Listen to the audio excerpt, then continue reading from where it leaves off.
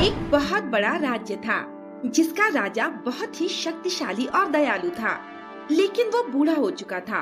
उसकी 7 रानियां और एक बेटी थी जो बहुत ही सुंदर और होशियार थी, लेकिन उसकी शादी नहीं हो रही थी, जिस वजह से राजा बहुत ही चिंतित रहता था।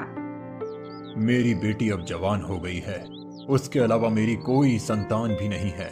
अगर उसकी शादी नहीं हुई तो मेरे मरने के बाद मेरे राज्य का क्या होगा? कौन मेरा राजपाट संभालेगा? महाराज, आज रूपवती ने एक और लड़के को भगा दिया। हम हार गए हैं अपनी पुत्री को समझाते समझाते। अगर उसने विवाह नहीं किया और इस राज्य को नया राजा नहीं मिला तो हमारी मृत्यु के पश्चात हमारा राज्य असुरक्षित हो जाएगा और हमारे पड़ोसी राज्य के राजा हमारे राज्य पर आक्रमण कर देंगे, और हम नहीं चाहते कि ऐसा हो। पिताजी, जब तक मुझे योग्य वर नहीं मिलेगा मैं विवाह नहीं करूंगी। राजा जब बहुत परेशान होता था तो शिकार करने जंगल जाया करता था।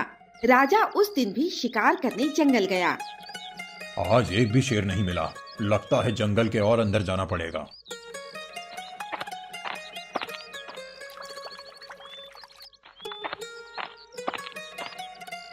इस घने और खतरनाक जंगल में ये सुंदर कन्या क्या कर रही है? राजा उस लड़की की नीली आंखों और सुंदरता पर मोहित हो जाता है और उसका पीछा करने लगता है। राजा समझ रहा था कि वो लड़की नहीं जानती थी कि वो उसका पीछा कर रहा है। तुम कौन हो और मेरा पीछा क्यों कर रहे हो? मैं राजा वीर प्रताप हूँ और तुमसे विवाह करना चाहता हूँ। ऐसा कभी नहीं हो सकता। तुम मेरी बेटी से विवाह नहीं कर सकते। मैं आपकी बेटी से बहुत प्रेम करता हूँ और उससे विवाह करने के लिए कुछ भी करूँगा। ठीक है, तुम अपनी 7 रानियों और बेटी को बंदी बनाकर मेरे पास छोड़ दो। उसके बाद तुम मेरी बेटी से विवाह कर सकते हो। ठीक है, मैं ऐसा ही करूँगा। दोनों माँ बेटी जादूगरनियां थीं। अपने जादू से उन लोगों ने राजा के बारे में सब कुछ जान लिया था। राजा अप्सरा के वश में था, इसीलिए उसने उस बूढ़ी औरत की बातों में आकर अपनी पत्नियों और बेटी को बंदी बनाकर उसके पास ले गया। ना जाने महाराज ने हमें किस जुर्म की सजा दी है। कितने दिन बीत गए इस बंदी गृह में, न जाने हम यहाँ से कब आजाद होंगे। ये बूढ़ी औरत तो हमें पेट भर के खाने को भी नहीं देती।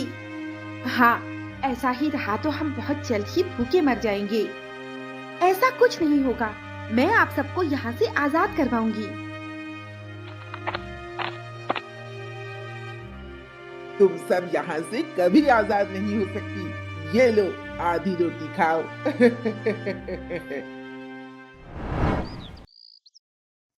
महाराज, जो भी हमारा विरोध करे और राज्य में घुसने की कोशिश करे उसे बंदी बना लिया जाए। राजा उसके मोह जाल में फंसा था, इसीलिए वो जो भी बोलती राजा वही करता। मुझे 6 महीने हो गए दीवार में छेद करते हुए।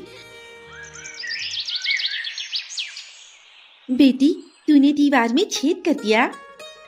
बस माँ, ये छेद इतना बड़ा हो जाए कि आप सब इस छेद से बाहर निकल सको। नहीं बेटी, सूरज निकलने वाला है। सूरज निकलते ही वो बूढ़ी औरत यहाँ आएगी और अगर उसने तुझे दीवार में छेद करते देख लिया तो हम में से कोई आजाद नहीं हो पाएगा।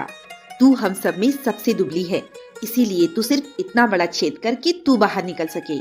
उसके बाद तू मदद लेकर आना और हमें भी आजाद कराना। ठीक है माँ। अब मैं क्या करूँ? किससे मदद मांगू? मुझे तो राजमहल तक जाने का रास्ता भी नहीं पता। रूपवती भागते भागते दूसरे राज्य पहुंच जाती है, जहां उसकी मुलाकात वहां के राजकुमार से होती है। मैं राजीव, और तुम कौन हो और यहाँ क्या कर रही हो? मैं 7 रानियों की एक बेटी राजकुमारी रूपवती हूँ। मेरी सभी माँओं को एक बूढ़ी औरत ने बंदी बना लिया है। मैं उन्हें आजाद कराने के लिए मदद मांगने आई हूँ। क्या तुम मेरी मदद करोगे?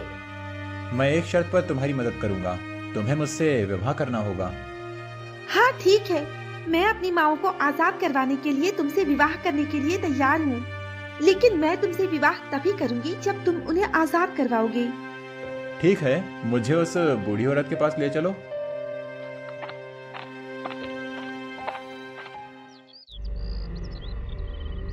ये है वो बूढ़ी औरत जिसने मेरी सभी माँओं को बंदी बनाया है। मैं अभी इसे मारकर उन्हें आजाद करवाता हूँ।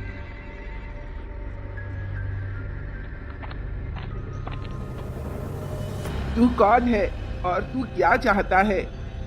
जिन्हें तुमने बंदी बनाया है, मैं उन्हें छुड़ाने आया हूँ। तो तुझे वो राजकुमारी लेकर आई है। अब तू भी उन सब की तरह मेरे पास कैद रहेगा। ये सब देखकर रूपवती बहुत ज्यादा डर गई और एक बार फिर से भागकर जंगल से बाहर निकल गई।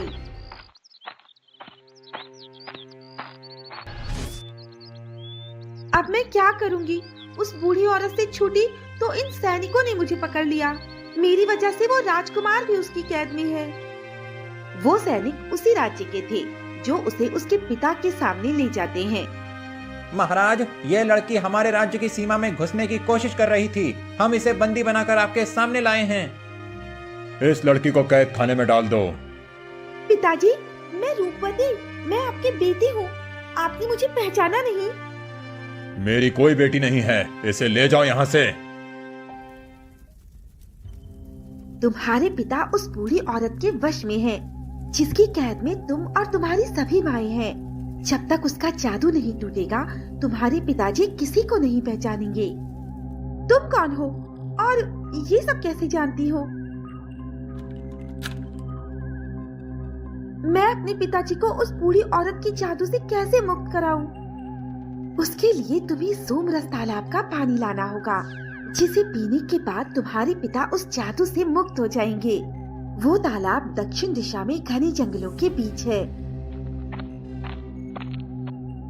तू जा, वहाँ तेरी मौत तेरा इंतजार कर रही है। वहाँ कोई तालाब नहीं, बल्कि बहुत बड़ा राक्षस है जो तुझे कच्चा चबा जाएगा। ना जाने वो तालाब अभी और कितनी दूर है। मैं बहुत थक गई हूँ, थोड़ी देर आराम कर लेती हूँ।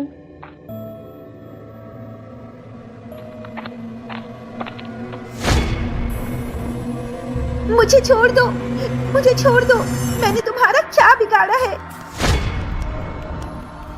ये तो मुझे पकाकर खा जाएगा। आपका बहुत बहुत धन्यवाद। आपने मुझे इस राक्षस से बचाया। आप कौन हो? मैं सफेद चुड़ैल हूँ। तुम यहाँ क्या कर रही हो? रूपवती उसे सारी बात बताती है। मैं समझ गई, ये उस काली चुड़ैल का काम है। वो लोगों को अपने वश में करके उनसे मनचाहा काम करवाती है। उसने तुम्हारे पिताजी को भी अपने वश में किया हुआ है, जिसमें उसका साथ उसकी माँ दे रही है। तुम मुझे अपने साथ ले चलो, मैं तुम्हारे पिताजी को उसके वशीकरण से मुक्त करवाऊंगी। तुमने मुझसे जो लाने को कहा था, वो मैं ले आई हूँ। ये जिंदा वापस कैसे आ गई? मैंने तो उसे उस राक्षस के पास भेजा था, और ये अपने साथ क्या लाई है? वो राक्षस इसे नहीं मार सका? कोई बात नहीं, इसे अब मैं मारूंगी। ये एक औरत है, मैं इसे अपने वश में नहीं कर सकती, इसीलिए इसे मारना होगा। अगर मेरी माँ की कैद में रहती तो अपनी माँ की तरह जिंदा रहती।